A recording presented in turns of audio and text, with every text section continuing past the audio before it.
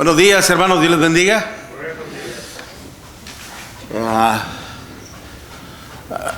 Algunos faltan de la congregación, pero esperemos en Dios que estén bien y que pronto puedan reunirse como pueblo de nuestro Dios para seguir adorando y glorificando el nombre de nuestro Dios.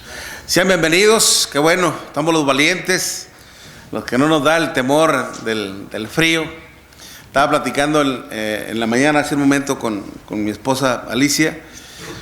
Años atrás recuerdo cuando viajamos para Nuevo Laredo a un asunto a tratar, no me acuerdo qué, y fuimos a visitar a nuestros hermanos de la Iglesia de Cristo en la Alianza, y estaba así, casi igualito de frío. Un viernes, reunión de estudio bíblico. Ellos se reunían los martes y los viernes entre semana. Y recuerdo que llegamos, estaba friazo, con ganas, y allá pues nada más no tenían aire central, tenían esos calentones de gas, y nada más habían como 2 o 3. Y los primeros que llegaban y se ponían cerquita de los calentones. Y a los que les tocaba retirado, pues a sufrirla un ratito, ¿no? Y nosotros cuando llegamos a los 10 minutos ya nos sentíamos los pies, ¿no? Ya congeladitos sentíamos. Y los hermanos para allá pues me conocían, me dijeron, hermano, pues lo aprovechamos para que nos dé el estudio bíblico. Sí, está bien, y nos pusimos a platicar y todo, y ya cuando pasé al púlpito y volteo, hermanos, ¿sabe cuántas personas habían? Y no está tan grande, pero sí está un poquito grandecito, ¿verdad? El local está un poquito grandecito, no tanto como aquí, pero sí está un poquito más, estaba más grandecito comparados de otros que están allá. Pero ¿sabe cuántas personas había? Estaba lleno, hermanos. Okay, lleno el local. Okay, y yo pensé que iban a ir muy pocos, pero ahí estaban, mire, todos arrejuntitos, pegaditos. Con lo hermoso, hermanos, de realmente, ese es un amor fiel para nuestro Dios.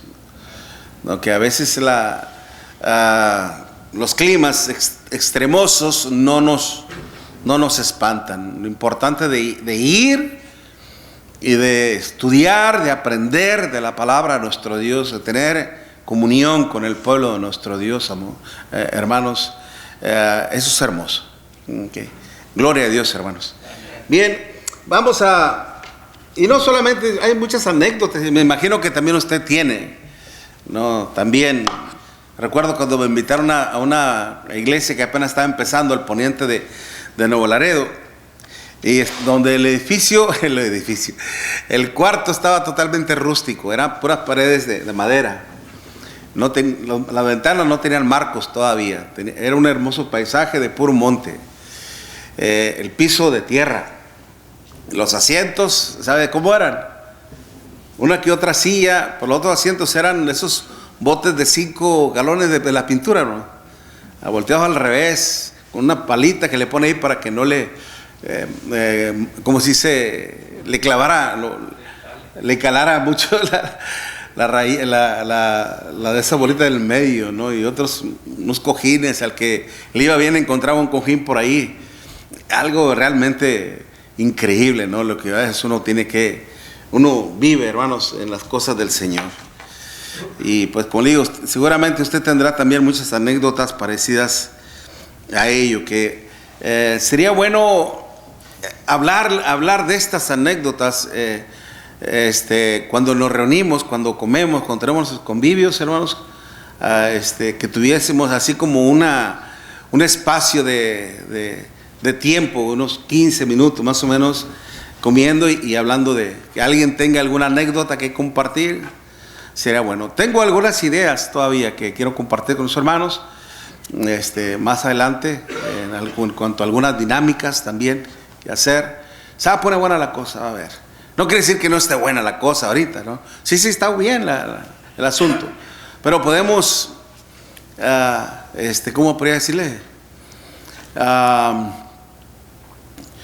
Proponer otras cosas también, lo que ayuden mucho, principalmente a la edificación de la palabra de nuestro Dios, ¿ok? Bien, vayamos a Mateo. Ya acabamos la semana pasada en cuanto a la parábola de la oveja perdida, en donde ya entendimos el concepto, la idea, de que nuestro Dios quiere que todos seamos salvos, y para ello es necesario precisamente identificarnos principalmente con el amor de nuestro Dios, un amor que está dispuesto al sacrificio, un amor que está dispuesto a perdonar, un amor que está dispuesto, hermanos, a obrar siempre en pro de nosotros. Y eso es lo que debemos nosotros de entender. Por eso se hablaba en cuanto a la relación, en cuanto a evitar el tropiezo a todos, que no sirvamos de tropiezo para nadie, principalmente tanto en la congregación como a los de afuera. Y de hecho me tocó ampliar un poquito más en ello, hermanos. Dios mediante vamos a hablar de algo así. Acuérdense que la palabra tropiezo, que en el griego se describe como escándalo. ¿Y qué es un escándalo para usted? O sea, por ejemplo, cuando en la calle se oye bastante ruido, bullicio, y lo otro, y gritería y todo, y uno dice, oye, ¿qué escándalo traen esta gente? ¿Verdad? Usamos esa palabra, ¿qué escándalo traen? ¿Qué alboroto? ¿Verdad? No, hombre, fíjate que acaba de pasar esto y que aquello y que el otro. Es un acontecimiento que provoca un asombro. A veces el asombro es negativo y a veces el asombro es positivo. Pero el mismo Señor decía, bienaventurado es aquel que no haya tropiezo en mí. En mí. Y eso implica mucho, hermanos. Por eso el no servir de trampa para otros, de no servir de mal ejemplo para otros. Tengamos mucho cuidado en eso. Por algo el Señor decía, hablaba de que si tu ojo te es ocasión, sácalo. Si tu mano te es ocasión, córtatelo. Si tu pie te es ocasión, córtatelo. No está hablando literalmente, sino está diciendo, si tu deseo es tan intenso, a tal grado de que te puede llevar al pecado y esto provocar que otros te sigan, es preferible que mueras. Mata tu deseo, mata tu pasión, porque si te dejas llevar por eso, puedes afectar también a otros. Y principalmente recae esto en los que nosotros ya hemos madurado, a los adultos principalmente. Y tener sobre todo mucho cuidado, porque ya lo he dicho yo anteriormente, quienes nos están observando principalmente en la casa, ¿quiénes son? Nuestros hijos. Nuestros hijos. Y por eso es de que nosotros como padres, hermanos, tenemos una enorme responsabilidad. Con nuestros hijos, con nuestros hermanos en la fe, con nuestras familias, con todo el mundo. Y bueno, ya hablamos de eso, la importancia de estar en paz con Dios, con nuestros semejantes, con todos nuestros hermanos en el Señor también, para que de esta manera contribuyamos para la paz de nuestro Dios. Por eso terminamos diciendo, seguir la paz con todos y la santidad, sin la cual nadie verá al Señor. Bien, pero después ampliamos un poco más este punto. Vayamos a Mateo capítulo 20, versículo del 1 en adelante. Mateo 20.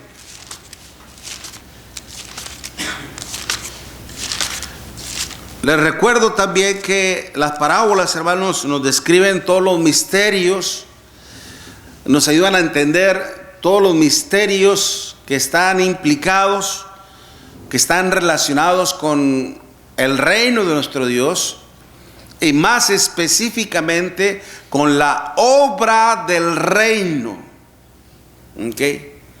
Más específicamente con la obra del reino. Lo que el reino iba a hacer, lo que el reino iba a aportar, lo que usted y yo debemos hacer. ¿Cómo debemos hacerlo? ¿Cómo debemos conducirnos?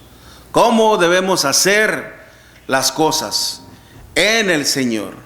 Por algo, cuando nuestro Señor Jesucristo, hermanos, habló con el apóstol Pedro y que le dijo: Pedro, ¿me amas más que estos? ¿Y cuál fue la respuesta del apóstol Pedro? Allá en Juan 20. ¿Qué fue lo que le dijo Pedro? Sí, Señor, tú sabes que te amo. Apacienta mis ovejas. Pedro, ¿me amas más que estos?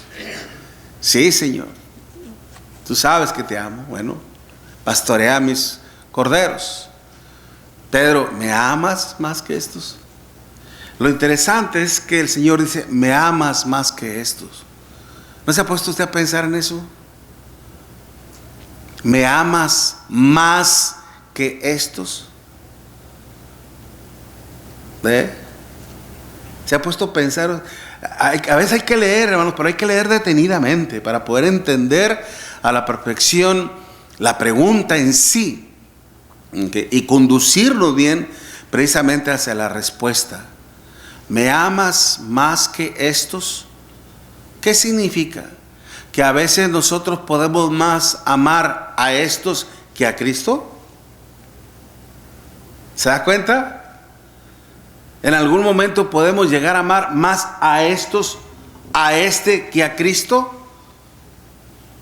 Sí, sí podemos llegar a hacerlo. Cuando es un hijo, cuando es un familiar, cuando es un padre, cuando es una madre, cuando es una hermana consanguínea, ¿ok? Y comprometemos la verdad. Una vez que nosotros priorizamos más el bienestar o el deseo de la persona antes que la palabra de Cristo, estamos amando más a esta o a este que a Cristo mismo. ¿Sí me expliqué bien? ¿Ok? Por eso hay que tener mucho cuidado, hermano. Esto le decía a mi esposa: hacer la obra de nuestro Dios.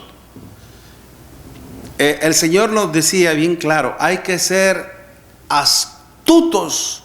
¿Cómo qué? Como una serpiente. Y mansos, ¿cómo? Paloma. Por eso, mis hermanos, aún hasta para hacer el bien, hay que ser sabios. Hay que ser temerosos de Dios. Hay que hacerlo con la mente de Dios, con el corazón de Dios y con el deseo de nuestro Dios. ¿Ok? Para que en sí las cosas lleguen al resultado que Dios desea y no el resultado que usted y yo desea.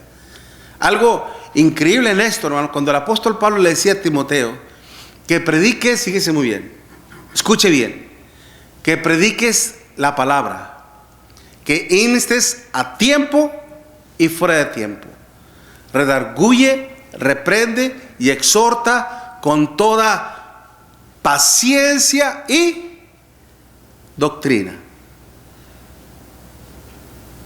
¿Ok? Paciencia y doctrina. ¿Qué significa esto? Tranquilos y que sea la palabra de Dios. Paciencia y doctrina. ¿Qué es lo que antecede? ¿Qué es lo que está antes de la doctrina? Paciencia. La paciencia. Ármate de paciencia primeramente. ¿Ok? Soporta. Aguanta. Espera. ¿Ok? E implica la doctrina. A veces nosotros aplicamos la doctrina y queremos ver inmediatamente ¿qué? Exacto. Resultados. No, hermanos. Nosotros lo único que tenemos que hacer es predicar. Hablar de la palabra de nuestro Dios. ¿Ok? El resultado, ¿quién lo va a dar? Dios. Por eso, hasta para poder corregir, como dice el Señor, el pecado se corrige con misericordia y verdad. Amén. ¿Okay? Y esto tiene mucho que ver precisamente, que le estoy hablando en cuanto la labor que tenemos que hacer. Y aún todavía el Señor sigue en ese proyecto, sigue con esa intención. Mire, Mateo capítulo 20, versículo 1. Porque el reino de los cielos es semejante a un hombre, padre de familia, que salió por la mañana a contratar obreros para su viña. Y habiendo convenido con los obreros en un denario al día, los envió a su viña. Saliendo cerca de la hora tercera del día, vio a otros que estaban en la plaza desocupados. Y les dijo: id también vosotros a mi viña, yo daré lo que sea justo. Yo daré lo que sea justo. Y ellos fueron. Salió otra vez cerca de las horas sexta y novena, e hizo lo mismo. Y saliendo cerca de la hora undécima, halló a otros que estaban desocupados, y les dijo: ¿por qué estáis aquí todo el día desocupados? Le dijeron: porque nadie nos ha contratado. Él les dijo: id también vosotros a la viña, y recibiréis lo que sea justo. Cuando llegó la noche, el señor de la viña dijo a su mayordomo: llama a los obreros y págales el jornal, comenzando desde los postreros hasta los primeros.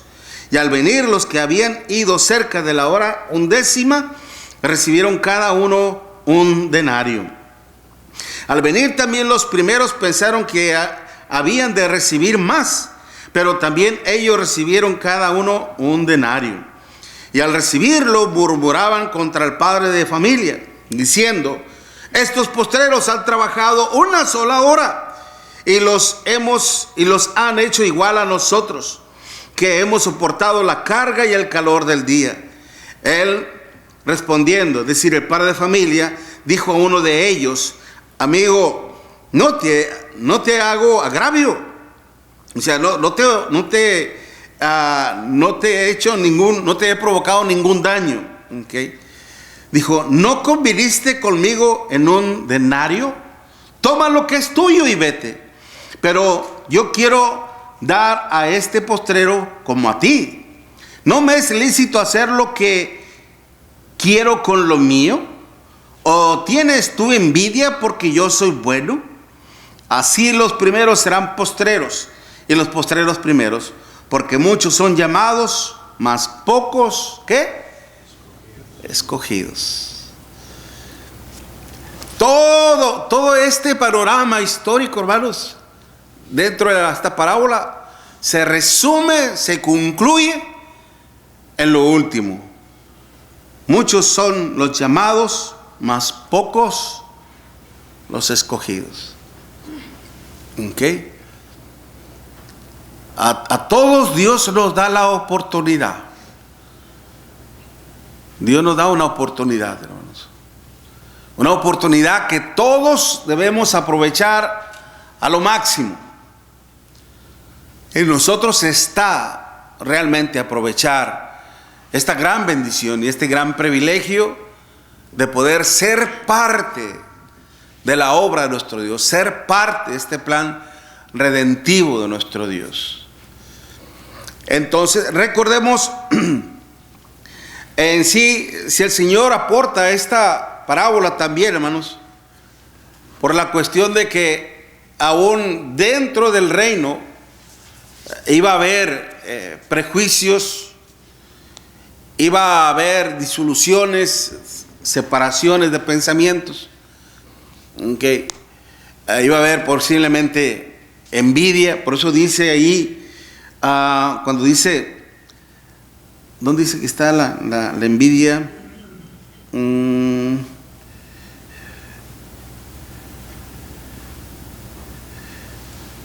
el 13 no dice agravio. En el 15, ¿verdad? ¿No me es lícito hacer lo que quiero con lo mío? ¿O tienes tú envidia porque yo soy bueno? ¿Qué es la envidia? Yo no recuerdo la palabra griega, pero sí recuerdo el concepto. Algunos dicen que hay envidia de la buena. Te tengo envidia de la buena. Inconformidad. ¿Inconformidad? ¿Qué es envidia? Pues la inconformidad, o sea, no estás contento con lo que se prometió. Ok. Giovanni, O desear que le den más. Giovanni, ok. ¿Qué es para ti envidia, brother? Cuando tienes un celo a lo que algo más tienes, alguien más tiene y tú no lo tienes. Exactamente es eso, hermano. Ok. Exactamente es eso. Un celo o una pasión, un deseo, lo cual implica que lo que otro tiene y yo no lo puedo tener, que no lo tenga. Ok. Mándeme. O lo puede tener igual, a lo mejor, o lo quiere tener igualito. Sí, pero si no puede, si no tiene los recursos, los medios, ok. Si yo no puedo tener un carro del modelo y del tipo del cual mi hermano lo tiene, pero yo no tengo los recursos para tenerlos, ojalá y se lo choquen, ojalá y se lo roben, O le rayan. okay. Ojalá y se lo rayen, ¿verdad? Que le hagan daño, ¿verdad? Eso es envidia. No hay envidia de la buena, hermanos. No existe la envidia de la buena. Okay. La envidia es eso, desear que el otro no tenga lo que yo no puedo tener. Okay. Y eso es lo que está hablando el Señor. Pero esto nada más le estoy explicando que aún dentro del reino, lamentablemente, este tipo de sentimientos, de intenciones, ha habido en el pasado. Y lo ha habido. Okay. Pero no nos vamos a adelantar. Okay. Cuando habla precisamente el reino es semejante a un nombre, dice padre de familia. Sabemos muy bien, en sí, hermanos, el padre es el que está, es el dueño. Okay. Un padre que obviamente tiene familia y que está proveyendo para los suyos. Okay. Él toma ese papel de responsable como proveedor de su familia. Okay. Y que está al pendiente principalmente de su familia. Dios, hermanos, en su sapiencia, Él ha pensado en toda su familia. No solamente Él ha pensado, hermanos, en su familia celestial como los ángeles, ¿okay? Como en sí, empezando con su Hijo, el Espíritu Santo, con todos sus ángeles. No solamente en la familia celestial, sino aún también en la familia terrenal, que somos especialmente nosotros, la iglesia. Por algo Pablo decía allá en Efesios capítulo 2, en Efesios 2, cuando dice el versículo 18, Efesios 2, versículo 18, porque por medio de Él, o sea, por medio de Cristo, los unos y los otros tenemos entrada por un mismo Espíritu al Padre. Así que ya no sois extranjeros ni advenedizos. ¿Okay? Advenedizos significa como ignorantes. ¿Okay? Como sí, una persona que se ajena. ¿Okay? Que es ajeno a las cosas, al conocimiento. Así que ya no sois extranjeros ni advenedizos, sino conciudadanos de los santos y miembros de ¿qué? De la familia de Dios. ¿Okay? De la familia de Dios. Por eso es de que este hombre se está representando así, hermanos, como el padre de familia, que es Dios Todopoderoso. ¿Okay? Nuestro Padre Celestial. Pero dice que salió por la mañana a contratar obreros para su mies. ¿Okay? En la misma historia nos habla que al terminar la jornada, él mandó a alguien, al mayordomo, la mayordomía. ¿Quién era este personaje? En cuanto a Dios, El mayordomo. sería Cristo. Pero en la cuestión laboral principalmente, antes de irnos a Cristo, ciertamente, pero ¿cuál era el trabajo de un mayordomo? El encargado. Era el encargado en sí, tanto de la casa, de toda la responsabilidad, aún de los sirvientes dentro de la casa, y que obviamente, hermanos, esta persona al obtener ese cargo era porque era una persona que se había ganado tanto la confianza y la estimación de su patrón, de su señor. ¿Okay? Por eso se le otorgaba toda esa. Imagínese el que se le dé una bolsa de dinero de la paga de muchos jornaleros, muchos obreros, y que fuera e hiciera ese cargo de pagarlo, de hacerlo tal y como su señor se lo dijo, que no le ganara, ¿qué? La codicia, la avaricia, el engaño. Este hombre estaba prácticamente comprometido a hacer lo que su señor le estaba diciendo. Y que de alguna manera no vemos aquí que esta persona cuestionara en algún momento lo que su señor le dijo. Dales a todos el pago de una ¿qué?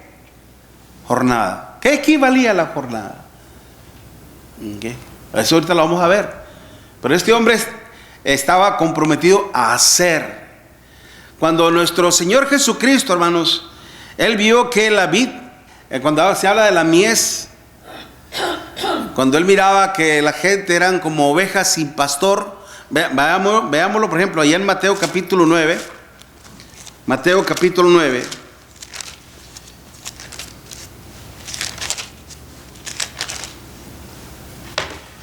Y en el versículo 35, Mateo 9, versículo 35 al 38. Recorriendo Jesús todas las ciudades y aldeas, enseñando en las sinagogas de ellos y predicando el evangelio del reino, y sanando toda enfermedad y toda dolencia en el pueblo. Y al ver las multitudes, tuvo compasión de ellas, porque estaban desamparadas y dispersas como ovejas que no tienen ¿qué? Pastor. ¿Okay? Estaban totalmente desprotegidas. ¿A merced de quién?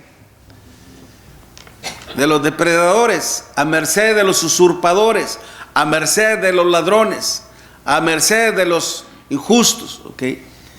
Y es por eso que dice: entonces dijo a sus discípulos, a la verdad la mies es mucha, mas los obreros pocos. Rogad pues al Señor de la mies para que envíe obreros a su mies. Cuando se habla de la mies, ¿de qué se está hablando? La cosecha. De la cosecha, del trigo. ¿Okay? Es muy diferente al trabajo de la vid, de la viña, que se habla de precisamente de las uvas, de la extracción del jugo. ¿Okay?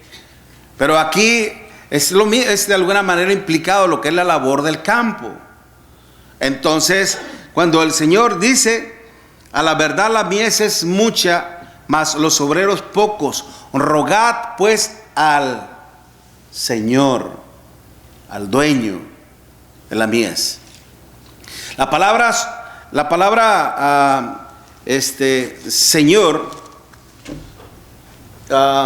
dejé mi permítame tantito.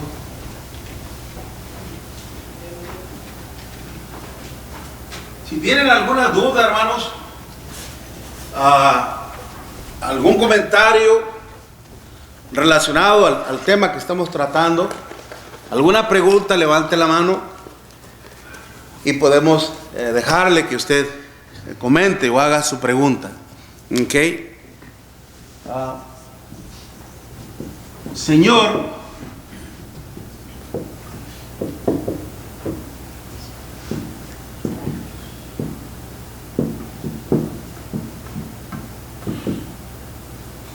dueño, amo, dueño,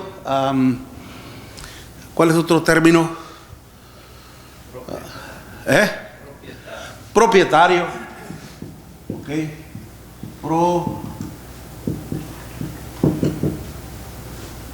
Pero en aquel tiempo, cuando uno decía mi Señor, hermanos, no era una cuestión de nivel en cuanto a prestigio.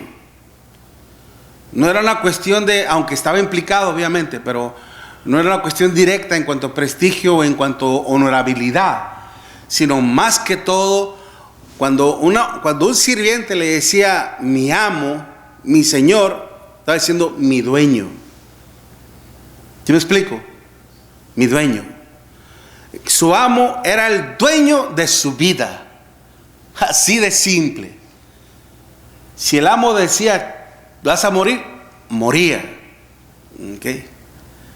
Si el amo decía te mando por aquella oveja, que la traigas, usted, el sirviente, no tenía que chistar, ¿cómo le podría decir? Replicar en ningún momento. Lo único que tenía que hacer, ¿qué? Ir. Nada de que, oye, Señor, espérate, pues que ahí anda, vi cerca un lobo, vi cerca un oso, vi cerca nada. Tenía simplemente que ir. ¿Ok? Por algo el Señor decía, ¿por qué me llamáis Señor, Señor? Curios, y no hacéis lo que yo os mando. ¿Ok? El dueño, aquí cuando dice el Señor de la mies, el dueño, el amo, que en este caso, ¿quién es? Es el Padre. ¿Okay? Y el mayordomo ciertamente es Cristo, nuestro Señor. Pero bueno, vamos entendiendo el punto, ¿verdad? Entonces, si regresamos a Mateo capítulo 20, vaya conmigo, Mateo capítulo 20. Se dice que el padre de familia salió por la mañana a contratar obreros para su mies. Ciertamente entendemos que no fue el Padre quien vino, directamente Él. Pero ¿quién vino en representación del Padre al mundo? Nuestro Señor Jesucristo. ¿Ok? Y dice, y habiendo convenido, esa palabra convenido, hermanos, era una cuestión de un tratado, un pacto, un común acuerdo. ¿Ok? Habiendo convenido con los obreros en un denario que equivalía a 40 gramos de plata, los envió a su viña. Siempre apegándose a lo que es a la ley. Si usted lee Levíticos 19:13, Levíticos 19:13, perdón. Levítico 19:13.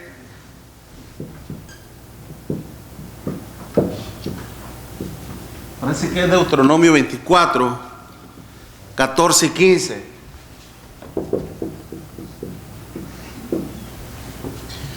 Habla en cuanto a cómo era la ley, en cuanto a esa labor. Aunque no retengas el pago de la jornada, es decir, de que iban a trabajar el jornal, las horas indicadas, y luego después le decía el dueño, te pago mañana, o te pago aquí 2 o 3 días. Terminando la jornada, le pagaba. Yo recuerdo cuando trabajaba en una carnicería, así de barrio, años allá atrás, allá en Nuevo Laredo, y este señor nos pagaba por día, y no me gustaba a mí, nomás que no había mucho trabajo, pues teníamos que trabajar, llevar el pipirín para la casa, ¿no? Pero terminando las 8 horas de trabajo, ya le decía, patrón, ya me voy, ok, aquí está tu dinero. Y pues haga de cuenta que todos los días pues traía dinero. Pero llegaba el viernes y ya todos traían dinero y menos yo. Porque pues ya todo le había gastado, ¿no? Y no, así no conviene. Pero muchos se apegaban a ese estilo de pagar al día. ¿Okay? Así era en aquel tiempo, por la ley. Entonces nos indicaba que este hombre se apegaba ¿a qué? A la ley. Era un hombre justo. La característica que describe, por eso esta parábola se llama, hermanos, un hacendado justo y a la vez misericordioso. ¿Okay? Un hacendado justo y a la vez misericordioso. Porque vamos a ver qué fue lo que hizo con aquellos que trabajaron 1 hora solamente. ¿Okay? Por eso dice, en un denario los envió a su viña, saliendo cerca de la hora tercera del día. Okay. Acuérdese que el horario judío activo, el de nosotros hoy en día empieza a las 12, ¿verdad? Vamos a ponerlo así. Para nosotros llegar a las 12 aquí es 3, 6 y 9. ¿Okay? Al empezar aquí son las 12 de qué? De la mañana. Cuando todavía está ¿qué? Oscuro. ¿Okay? Oscuro. Algunos dicen las 12 de la madrugada, 1 de la madrugada, 2 de la madrugada, 3 de la madrugada. ¿Por qué es madrugada? Madrugar. ¿Qué significa madrugar? Levantarse antes que el sol salga, ¿no? Algunos lo describen así. ¿Okay? Pero para el reloj judío o la actividad laboral, laboral, no solamente en la cuestión laboral del campo, sino también en la cuestión doméstica del hogar, todo empezaba a las 6 de la mañana. ¿Okay? Entonces, cuando se habla la hora tercera, si empezaba a las 6, la hora tercera, 9. a las 9 de la mañana. La hora sexta, ¿ok? A las 12, mediodía. ¿Y la hora qué? Novena, 3 de la tarde. La 10ª, vamos a ponerla aquí, 4, 10ª, 10. Porque dice, salió otra vez, el versículo 5, salió otra vez cerca de las horas sexta, no estaba hablando de mediodía, y novena, las 3. Ok. Versículo 6, y saliendo cerca de la hora 11ª, halló otros que estaban desocupados y les dijo, ¿por qué estáis aquí todo el día desocupados? Le dijeron, porque nadie nos ha contratado. Y él les dijo, y también vosotros a la viña y recibiréis lo que es justo. Diría uno, estas personas, hermanos, están ahí, okay. Hay como a veces, aquí he visto aquí en Fútbol en algunas áreas, en la 25, ¿verdad? Que hay gente ahí que trabaja en la pintura o cosas así, o que son carpinteros, etcétera. Y que llega gente que sabe que hay un grupo de personas que están buscando trabajo.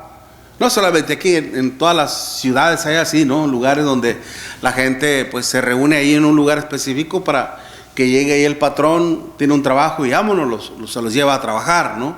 Así era algo parecido en aquel tiempo también. Había un lugar específico en donde estaba la gente esperando a que alguien los contratara, ¿no? Y por eso vemos también, bueno, antes de adelantarme en cuanto a esto, cuando esta persona, hermanos, el encargado de la viña, toma a unos y luego a otros y luego a otro, y luego al final ya, a los pocos también los mandó a trabajar. Algunos conocedores del clima, hermanos, sobre todo allá en Jerusalén, parte del oriente y todo eso, dice que la temporada de la vid, la siega o el corte de uva, se hacía precisamente al inicio del mes de septiembre, y tenía que hacerse rápido, ¿ok? Rápido, porque entonces a la mitad de septiembre o a la tercera semana de septiembre venía la lluvia, ¿ok? Y para eso ya todos los racimos, todo el producto de la uva ya tenía que haberse recolectado. Y aparte también, ¿cómo se le dice? Cortar los tallos de la planta en sí, para dejarla lista para el riego, para la lluvia. Si le ganaba la lluvia, hermanos, al levantamiento de la uva y todo eso, mucho producto se echaba a perder. Por eso implicaba, la contratación de personal implicaba urgencia. Urge esto, ¿okay? Porque todo periodo tiene su culminación, como tanto su propósito como su culminación. Tiene su tiempo. Así como en la vida secular, todo tiene su tiempo. Es como si yo quisiera meterme ahorita en la universidad para graduarme y después ejercer un doctorado, licenciatura. Pero pues si ya casi tienes 60 años, Miguel. ¿Cuándo es que se tiene que aprovechar el tiempo? ¿Cuando uno ya está viejito o cuando estás joven? Era lo que yo una vez en una clase que tuve para los jóvenes les preguntaba, les decía: de aquí tienes, por ejemplo, ahorita tienes 21 años, de aquí a 15 años más, de aquí a 10 años, tienes 20, de aquí a 10 años, ¿dónde te ves? Por ejemplo, ahorita los jóvenes que están aquí, jóvenes, wake up. De aquí a 10 años, ¿en dónde te ves trabajando? ¿En una oficina? ¿En una computadora? Clic, clic, clic, clic, clic, clic, clic. Ganando tal vez 40 horas la hora, tal vez 50 horas de la hora, tal vez 100. ¿O te ves trabajando en una, ¿cómo se le dice aquí en inglés? Una bodega, house, ¿qué? Warehouse, así como yo, ganando a $16 la hora, no, 17, ya ni me acuerdo. Okay. Cargando cajas, órale, bien bonito. ¿En dónde te ves, joven? ¿En dónde te quisieras ver? No todos tienen ese privilegio de poder elegir. Yo no lo tuve. Yo nomás graduándome, terminando la secundaria, me dijeron: Miguelito, ya no hay dinero para tus estudios, ponerte a trabajar. ¿Okay? Y órale. Por eso hay que aprovechar el tiempo, porque la vida está implicada en cuanto tiempo, aprovechar el tiempo. Si somos sabios en cuestiones tan simples, tan sencillas como la vida misma en sí, en el aspecto espiritual, hermanos, la labor en la obra del Señor, ¿usted cree que no urge? ¿No urge, hermanos, hacer la obra del Señor? Por supuesto que sí. ¿Por qué? ¿Qué es lo que provoca la urgencia? Porque la vida es corta. La vida, exacto. Y como el pueblo de Israel tenía su periodo de cruzar el desierto, Ajá. para poder llegar a la tierra prometida. Sí. ¿Qué pasó con ellos? Ajá. Todos los que salieron se quedaron en el desierto y los descendientes fueron los que pasaron. Por no hacer las cosas del Señor, Amén. la ira de nuestro Dios alcanzó. Ahora, ¿quién es el que pondrá fin a esta era? Se vivió la era patriarcal, tuvo su inicio y su culminación. Se vivió la era mosaica, tuvo su inicio y tuvo su culminación. Se está viviendo la era cristiana. Tuvo su inicio, ¿cuándo? El día en que el Señor murió en la cruz y resucitó, hasta el día de hoy. ¿Quién le pondrá fin? Cristo mismo. Y la venida del Señor, ¿cuándo se va a dar? No sabemos. Se puede dar en este instante, en cualquier instante, y le pondrá fin. Le pondrá fin a este tiempo, a esta era, y ya no va a haber más tiempo, ni más era, ni más oportunidad.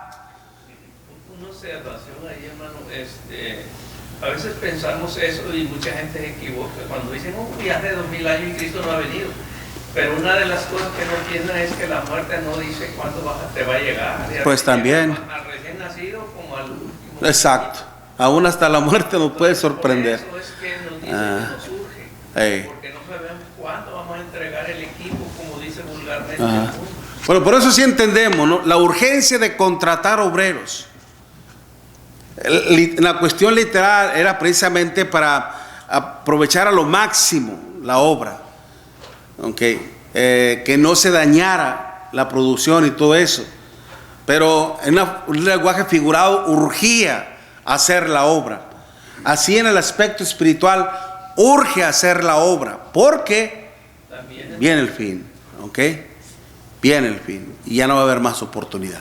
Vamos a dejarle hasta aquí, hermanos. Gracias por su atención. También a aquellos que nos están viendo por las redes sociales, hermanos que no se pueden reunir y que nos están viendo, también están aprendiendo juntamente con nosotros de la palabra de nuestro Dios. Que Dios les bendiga grandemente. Vamos a hacer una pausa, luego regresamos para la adoración a nuestro Dios. Dios les bendiga, hermanos.